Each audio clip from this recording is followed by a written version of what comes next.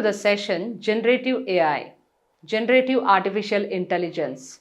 In this session, we are going to understand more about the much spoken term today, the Generative AI, fundamentals of Generative AI, difference between traditional AI and Generative AI, key technologies like large language models, LLMs, diffusion models, GANs or general adversarial network, transformers, and we'll also be discussing some popular Gen AI models like GPT or Chat GPT, which is most popularly used and spoken today, DALI. We are also going to talk about ethical, legal, and regulatory norms of Gen AI. Generative AI is being much spoken word in today's scenario. Now everybody has content generated on their mobile app or on a computer chatbot wherever possible. Now who is providing this data? The computer started pooling data some time ago. Let us look into the formal definition of generative AI. Generative AI refers to a branch of artificial intelligence that enables machines to generate new content, ideas, or data that resemble human created outputs. It is powered by advanced machine learning models like large language models, generative adversarial networks, GANs, and diffusion models. We also have transfer models which have been added recently. Now this did not happen in the recent years. Lot of this work was started a decade ago. Now when we look at how it is spread to all the fields, like a simple mobile application is also able to generate huge amount of suggestions or inputs with the help of intelligent agents which are present on the mobile platform. Now these are simple examples for generative artificial intelligence. You can generate any type of content. It could be a text, image, video, graphical content, or anything. Now this is not only useful for generating content, it is also largely useful for generating possibilities of simulations. Now when we look at how this evolved, we need to understand computers which evolved few decades ago were putting data in one place and looking how to understand that. Now in the process of understanding, the computer experts started building lot of models. The artificial intelligence which was designed to think, act, feel and respond like humans started behaving beyond those set of activities. There was huge amount of multiple types of data on the computer network. Now computer experts started designing language models to understand, predict, generate and stimulate this data. Now they used prompts for this. Anything given at the prompt was understood by the computer and executed. Now we'll just try to understand the traditional AI and the generative AI, the modern AI. Some of the key characteristics of generative AI are creativity, automation, context awareness, multimodal capabilities, self-learning and adaptation. Now when we talk about creativity, today generative AI has the possibilities of thinking and learning from all the existing data on it and then further assuming its own possibilities and throwing that at the user on the user prompt. It's not only in the content creation, particularly in the graphics, image or any other type of content, computer today is able to generate a new thing. Now that is the limitless creativity what the computer possesses. Or in simple word, the artificial intelligence has been enabled to generate or produce the content. And to do this, it had to take the support of lot of other internal creative data elements which are present and then think of the new possibility, which is again a new set of creativity created by the artificial intelligence. Now when we talk about automation, any predefined set of activities can be carried forward by the computer just with set of predefined instructions. Now today, generative automation is also largely useful for enabling processes which should automatically perform on the predefined context. Context awareness. Now, as users, we use GPT prompts, and at the prompts, whatever commands we are typing, it is able to understand. The artificial intelligence is able to understand the language of the prompt. Now, we use set of words given in English. Now, let us say if I am using any particular local language, can the prompt still give or generate the same set of tasks? Now, the possibilities are less, and there are still positive chances that the generative AI is able to generate the content. The reason is there are internal, translation agents which could just go ahead, understand that word and throw at the user prompt. So there is nothing impossible by generative AI. Now, when we talk about multimodal capabilities, certain images which are amazing, let us look at these images which have been generated, like the images, audio or video can be generated with the help of AI. Now, earlier, if we had to shoot a video, we had to bring in lot of components into one place.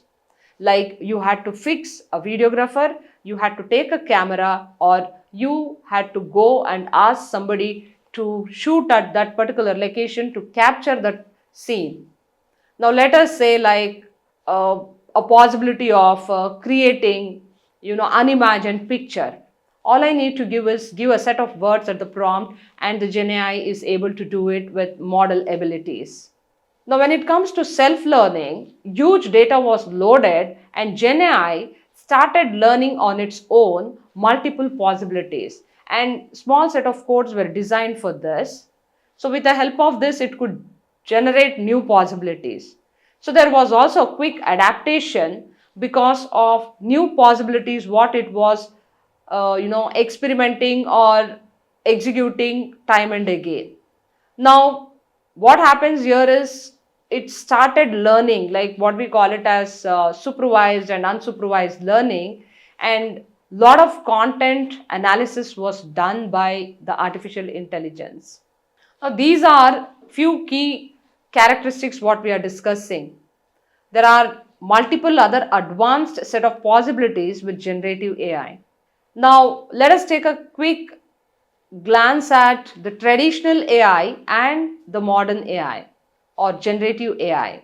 The traditional AI was analyzing the data. It used to make decisions and perform tasks based on predefined tasks. Now, the generative AI is something which generates data, text, video, audio, image, anything on based on learned patterns. Now, the traditional AI was basically classifying, predicting, and automating routine tasks, while generative AI is generating new human-like content. That's the most important thing what we need to notice. Like whatever we were creating, they started creating something similar to that. So, human-like content. The key technologies used in traditional AI is machine language, deep learning, decision trees, and natural language processing. While in generative AI, we were using large language models, generatory adversarial networks, transformers, and diffusion models. Now, when it comes to applications, traditional AI was used for predictive analytics, fraud detection, recommendation systems, and automations, whereas the Gen AI is useful everywhere from a chatbot to images, video creation, and even AI assisted coding is possible with Gen AI. When you look at the traditional AI, it used to sound or look more like a machine, but the Gen AI looks more like a human sitting on the other side, preparing and giving whatever you are asking for, whatever type of content you are asking for. Now, when we look at the data requirement, the traditional AI had structured or semi-structured data, while Gen AI had large unstructured data sets like text, images, videos, and code. Now, let us look into some of the examples of Gen AI models. ChatGPT is one of the most popular example what we can look at. This is mostly used for text generation. Anything you type at the prompt is thrown with the limitless possibility. So you can ask about anything and it throws, it generates the data based on that. Now we have different types of, GPTs which are functioning. Today, every software vendor is trying to create their own GPT versions and launch, like Copilot is given by, on Windows. Similarly, whenever a user wants to use, they can just go and use OpenAI. Now, it is just like an elderly person, or we had our grandmother or grandfather, you go and ask anything, they would be able to tell information about that. Now, that was possible because of their age and the number of events and other experiences they would have gone through. They would have absorbed the data, stored with them, and whenever we as children asked, they would be able to throw back that data to us. Now, they also had great power of imagination. Now, our ChatGPT and other generative AIs too have that properties. So all software vendors today are trying to integrate a part of GPT, prompt on their application to enable the users to go ahead and ask any questions and get the solution from the software or with the help of chatbot through that particular application. Now the second example what we are going to discuss is DALL-E. Now DALL-E is another crazy invention. Now this is mostly used for image generation. Again, one of the most popular generative AI for image generation. We need to give set of descriptions at the prompt. Just now, as the examples we were discussing, our grandmothers had the ability of going to any extent with respect to the imagination. They would tell us stories something like 7 mountains, 7 lakes, 7 oceans, and we would just imagine all those things, and they would take us through the story with their narrative styles, and that would prompt all sort of imagination for us. Similarly, for DALL-E, you give anything unimaginable, it doesn't question us like this is not possible. Now I can give an horse with 8 legs and 3 eyes with beautiful, big eyes. Give whatever possibilities of combinations you want and just wait for few seconds. Now it goes into the internal model, selects the possibilities, comes back and throws that new picture which we would have never ever seen, but which is most near to our imagination. Now that's the power of image generative artificial intelligence. Now moving forward, we also have video and audio. Now video and audio generation, one of the best examples we have is Runway Machine Language, or there are also other multiple applications which can generate a human kind of voice or image. In this type of generative AI, it learns from the internal models where the data is already existing and try to bring and give the voice or audio back to the user. Now we would have tried mimicking somebody or tried to record certain content and spell it out in our own voice. Now this is possible with the speech recognition or voice enabled interpretations, where it is greatly useful in industrial applications if it is rightly used. On the other hand, we have code generation, which is mostly useful for the software developers, engineers, or group of people. Now one of the best examples for this is GitHub Copilot, which is mostly useful for code development. Most of these programmers, developers initially suffered to create original programming language or to create any particular solution for the set of tasks what they wanted to design.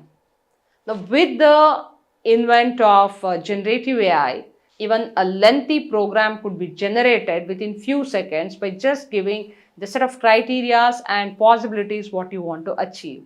Now we took so many examples. Most of this sound interesting and beneficial, but if it is not used rightly, it might not take the society towards right direction. And there is where using generative AI is one of the greatest responsibility of all of us. Now let us look into some of the key technologies which are part of generative AI. To start with, we have large language models. A large language model is a type of artificial intelligence model that uses machine learning to understand and generate human language. LLMs are trained on large data sets, large in the sense really very large. Imagine all the computers in the world and the set of data what they're transacting or generating put in one place. Now it need not be in one place, but just trying to create the possibilities of imagination to understand how much big the data set could be. And these data set carry multiple attributes which these language models can still understand. It works on a concept called as neural networks to process and calculate the defined output. Now, there are multiple tasks a large language model can perform. Some of them are translating languages, classifying text, generating text, answering questions, identifying data patterns, and summarizing text. There are multiple applications which are useful for these purpose. Now, some of the most popularly used, LLMs are something like chatbots on which companies are trying to give response for a Q&A section or any particular query which is raised by the customer. Now, it need not be only in the sales or marketing case. It could also be a simple thing like on our mobile where we just go and ask on a WhatsApp Meta AI what are the possibilities or give any question, it is able to come back and throw that answer to you. Like large language models, we also have small language models. The only difference is that the small language models are trained on narrow topics. So they do not have the ability to, give possibilities or unlimited choices when a user asks the questions. They are predefined and focusing on the narrow data sets. Because of this, they're able to give only that limited data when a user requests. Now let us try to understand diffusion models. Diffusion models are a type of generative artificial intelligence that creates synthetic data by adding noise to existing data and then reversing the process. They are used in many fields including image synthesis, natural language processing, and bioinformatics. Now you might be wondering how lots of images have been generated on the internet. Now that is with the help of diffusion models. Now it takes an existing image and adds some disturbance or what you call noise and disturbs the pattern of picture storage and generates a new image.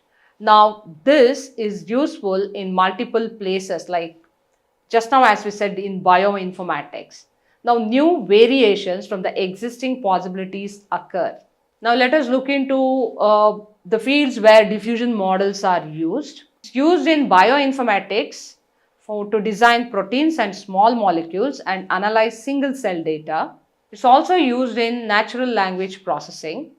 Diffusion models are more performant than variational autoencoders and autoregressive models like Pixel CNN. Some of the examples for diffusion model are Stable Diffusion from Stability AI, DALL-E from OpenAI, Midjourney, Imagen from Google. Now, these are some of the most popularly used diffusion models. Most of the diffusion models are also used by smaller and startup firms based on their requirement. So the next concept what we are up with discussion is GANs, or what we call it as Generative Adversarial Network. It is a type of machine learning model used to generate new realistic data by pitting two neural networks against each other. Now, these can be classified as a generator and a discriminator. Now, a generator creates fake data while a discriminator evaluates whether the data is real or fake. Now, most of us would have seen our own image being generated in different formats. Now that is the outcome of GANs. Now generative adversarial networks not only create new data instances that resemble the trained data, they go beyond that, and today they can also create something which is unimaginable. GANs are used for a variety of tasks including image generation, video generation and text generation. Let us now look into some of the applications of GANs. It is used in e-commerce, product visualization like personalized product recommendation and virtual try-on. Now, some of these applications you would have seen in a modern shopping mall, or as a customer you would have come across. Now, it is also used in the field of marketing and advertising for creating unique visuals for marketing campaigns including images, videos and design elements. One could also create an ad with the help of specific visuals predefined by the user. It is used in design and manufacturing to generate realistic 3D models of product prototypes. It is also used in healthcare industry for medical image enhancement, improve the quality of medical scans by filling in missing information or enhancing details. Now this is one of the most useful application for medical field. The reason is anything where the data was missing, it is able to take the existing images, learn from the model, come back and fill it here. This is helpful for the healthcare professionals very much. In financial services, it is used to generate synthetic marketing scenario to assess potential risks and evaluate investment strategies. It is also used for fraud detection in the financial services. Now moving forward, we have transformers. Transformers are neural networks that are key component of generative AI. They are used to understand the context and relationship between words in a sentence or text sequence. Some of the forms of transformer models in generative AI include T5, that is text to text transfer transformer, a model designed to handle various NLP tasks by framing them as text to text problems, demonstrating the versatility of transformers. Now it looks something like this. There's also a Google developed transformer model specifically designed for conversational AI, capable of generating natural and contextually relevant responses. So transformers are used for multiple reasons like language modeling, text classification, question answering, machine translation. Today, generative AI is not limited only for the common man. Industrial applications of generative AI are huge. Now let us take some examples of business applications of generative AI. It is used as AI-driven content creation for marketing, blogs and social media, particularly in the marketing department.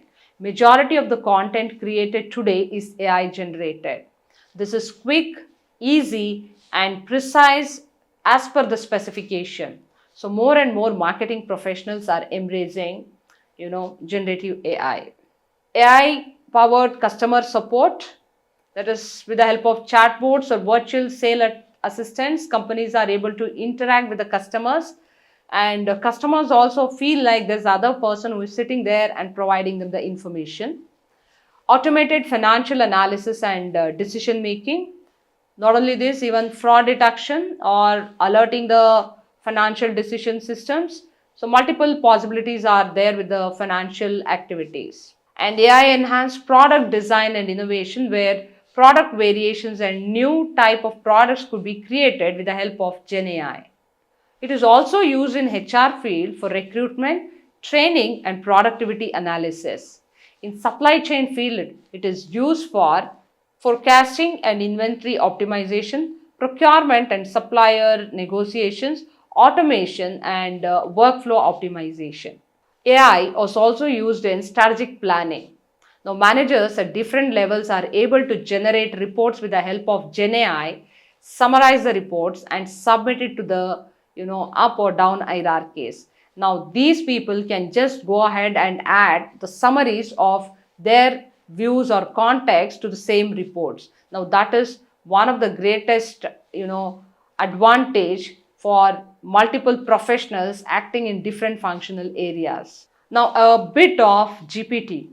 GPT stands for Generative Pre-trained Transformer. It refers to a family of large language models created by OpenAI that are built on a transformer architecture. Since the last few years, there has been great advancements in GPT. The diagram here gives us the timeline of GPT development. It started in 2018. GPT-1, the first version of GPT was released, and every year we see the progress like GPT-2, GPT-3, and then ChatGPT was invented.